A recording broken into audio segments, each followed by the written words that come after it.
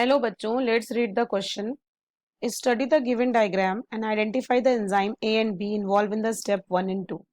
First option is Eco R1 DNA ligase, second is Alu 1 DNA ligase, third is Hind 2 DNA polymerase, fourth is restriction endonuclease.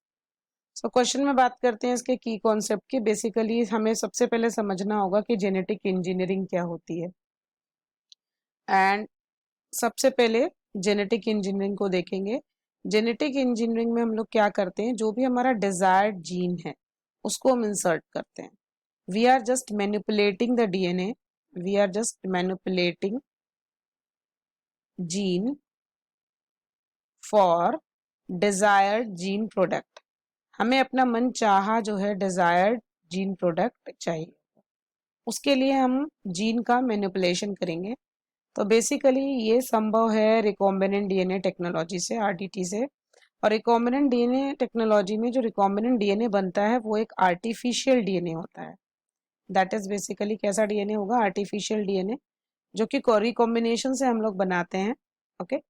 तो यहाँ पे अगर हम लोग बात करें रेस्ट्रिक्शन एंडोन्यूक्लिएजेस की, restriction endonucleases and restriction endonuclease and DNA ligase.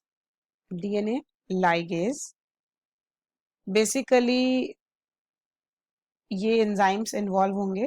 तो जो रेस्ट्रिक्शन एंडोन्यूक्लियस होते हैं वो बेसिकली क्लीव करते हैं फॉस्फोडाइस्टर बॉन्ड को. They will cleave phosphodiester bond, phosphodiester bond किसके किसके बीच में ब्रेक कट लगाएंगे? वो न्यूक्लियोटाइड्स के बीच में. और अगर हम लोग जैसे बात करें इको R1 की, इको R1 ये भी एक रेस्ट्रिक्शन एंडोन्यूक्लियस है.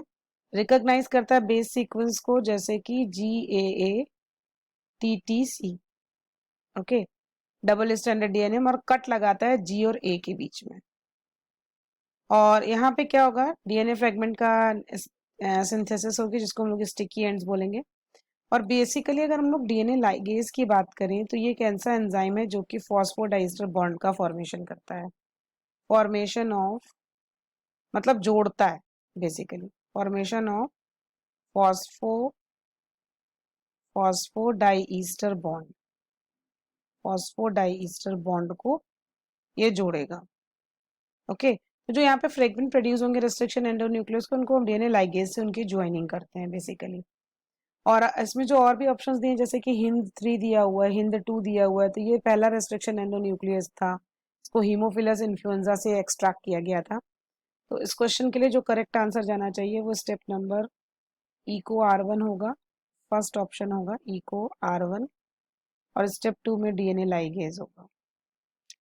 सेकेंड में आलू 1 और डीएनए लाइगेज है.